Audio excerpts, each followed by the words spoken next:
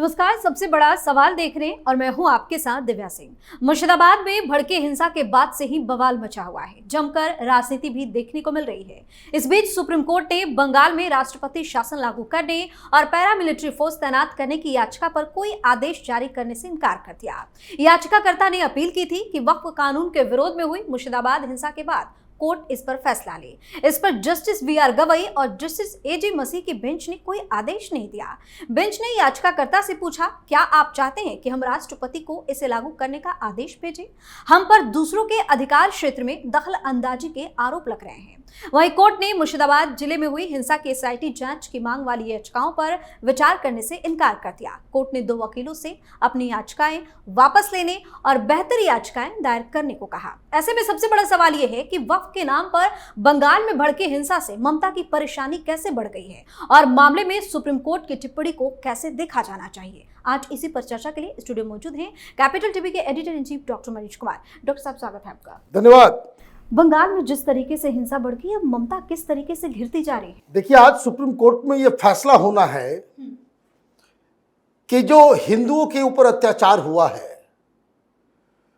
उसके खिलाफ ममता के सरकार के ऊपर कोई एक्शन होगा या नहीं होगा। राष्ट्रपति शासन वहां पे लागू होना चाहिए या नहीं होना चाहिए। साथ ही साथ ये भी सुप्रीम कोर्ट को तय करना होगा कि सेंट्रल फोर्स कब तक और किस तरीके से वहां पर रुकेगी। मतलब कुछ लोग गए हैं और इसके ऊपर आज फाइनल फैसला होना है। कल 2 लोग जो गए वो ऑलरेडी एग्जिस्टिंग मामले में इंटरवेंशन कर रहे थे। जब इंटरवेंशन करने की बात हुई तब जज की तरफ से ये आया, ये कटाक्ष आया कि एक तरफ तो आप आरोप लगाते हो कि सुप्रीम कोर्ट जो है राष्ट्रपति को आदेश दे रहा है, तो क्या आप चाहते हो कि हम आदेश दें राष्ट्रपति को? बिल्कुल नहीं देना चाहिए। आपको राष्ट्रपति को आदेश देने के लिए नहीं कहा जा रहा, आपसे न्याय की गुहार की जा रही है कि क्या वहां पे कानून, ह्यूमन राइट्स, हिंदुओं की जान माल को एक राज्य सरकार सुनिश्चित नहीं कर पा रही, तो ऐसे में वहां पे क्या होना चाहिए? क्योंकि यह मामला जुडिशियल स्क्रूटनी का हो जाएगा। कुछ लोग जो कोर्ट गए हैं वो इसलिए गए हैं कि अगर मान लीजिए कि केंद्र सरकार वहां पे कोई एक्शन लेती है, दंगा प्रभावित इलाकों का प्रशासन अपने हाथ में ले ले या राज्य की सरकार के जगह वहां पे राष्ट्रपति शासन लगा दे, तो ये मामला फिर वापस कोर्ट में आएगा, राजनीति होगी, बवाल मचेगा। केंद्र सरकार अब तक इस थंब रूल पे चली आ रही है कि इलेक्टेड गवर्नमेंट को हम नहीं गिराएंगे। प्रधानमंत्री मोदी ने एक प्रिंसिपल्ड स्टैंड लिया है कि हम इलेक्टेड गवर्नमेंट को हम नहीं गिराएंगे, लेकिन जिन लोगों के साथ अन्याय हो रहा है, जिनकी राइट्स, जिनके अधिकार का हनन हो रहा है, तो अधिकार के हनन के मामले में सुप्रीम कोर्ट को तो कुछ न कुछ कहना ही पड़ेगा। हाईकोर्ट एक तरीके से पहले ही कह चुका है। हाईकोर्ट के आदेश पे वहां पे सेंट्रल फोर्सेस को लागू किया गया है, लगाया गया है। हाईकोर्ट ने एक तरीके से कह दिया है कि भाई हमें, हाईकोर्ट को ममता बनर्जी की सरकार, उसकी पुलिस के ऊपर भरोसा नहीं है, इसलिए यहां पे जान माल की रक्षा केंद्र की ही सेंट्रल फोर्सेस ही कर सकती है। तो अब सुप्रीम कोर्ट ने तो कल कटाक्ष कर दिया, लेकिन आज फैसला होगा। अब 3-4 चीजें जिसे समझना जरूरी है। सुप्रीम कोर्ट, अगर कोई जरूरी नहीं कि आप सुप्रीम कोर्ट ये कह दे कि भाई आप राष्ट्रपति शासन लगा दें, उसकी भी जरूरत नहीं है। लेकिन आप सरकार को जरूर ये आदेश दे सकते हैं कि भाई केंद्र को वहां पे लोगों के अधिकार को बचाने के लिए यथोचित कदम उठाने की आवश्यकता है। काम हो जाएगा इतने में। आप ये भी कह दें कि भाई जिस तरीके से सरकार वहां पे चल रही है, सुप्रीम कोर्ट ये कह सकता है कि जिस तरीके से हाई कोर्ट ने कहा उस तरीके से सुप्रीम कोर्ट भी कह सकता है कि वहां पे राज्य सरकार जो है they have failed in protecting life and the property of its citizen. वहां क्योंकि वहां पे पश्चिम बंगाल के भी वकील होंगे जी, most probably Kapil Sibal defend करेंगे, जैसे आरजी कर में हुआ, मामला आया वो फिर तारीख पे तारीख वो पीछे चला गया, मामला जो है वो कोई कार्रवाई नहीं हो पाई, कोई कार्रवाई नहीं हो पाई। तो तीन चीजें होंगी, आदर सुप्रीम कोर्ट ये कह दे कि नहीं सब कुछ ठीक है,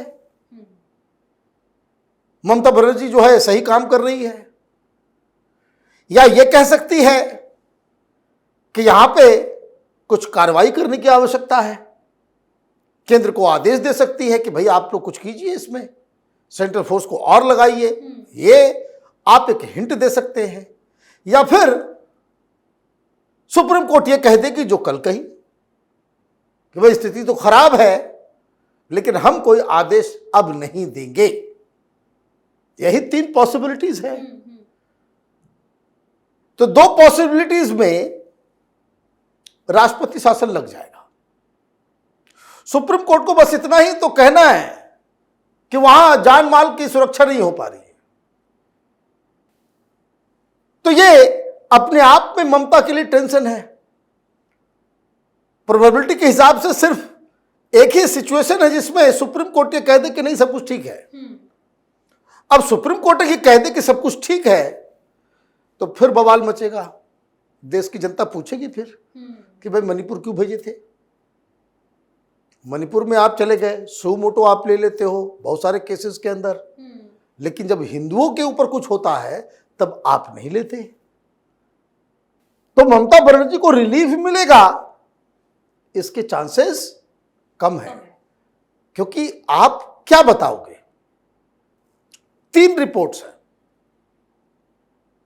जो इधर से भी इस पक्ष से जो लोग वहां पे एक्शन की डिमांड कर रहे हैं उनके सामने तीन रिपोर्ट्स हैं। ह्यूमन राइट्स कमीशन भी गई वहां पे वुमेन्स कमीशन भी गया, और ये सब बाकायदा अथॉरिटीज है, कोई एनजीओ नहीं है, कोई प्राइवेट प्लेयर्स नहीं है ये सब जी। और सबसे बड़ा हथियार वो बंगाल पुलिस की खुद की रिपोर्ट है कि जिसमें वो उसने कहा कि हमने तो सरेंडर कर दिया, हमारी ही पिटाई हो गई, हमारे ही हथियार छीन लिए गए। ममता बनर्जी की तरफ से कहा जाएगा कि भाई हम एक्शन ले रहे हैं, 200 के आसपास के लोगों को हमने जो है वो पकड़ा है, हम कोशिश में लगे हुए हैं, तो हाँ स्थिति कंट्रोल में है।